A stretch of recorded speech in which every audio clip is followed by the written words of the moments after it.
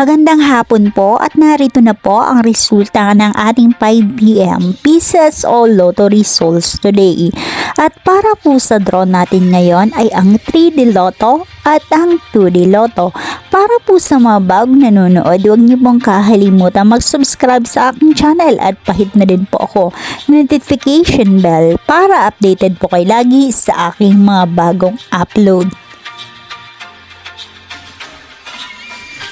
And for 2D Lotto, 5pm draw 23 and 12 in exact order.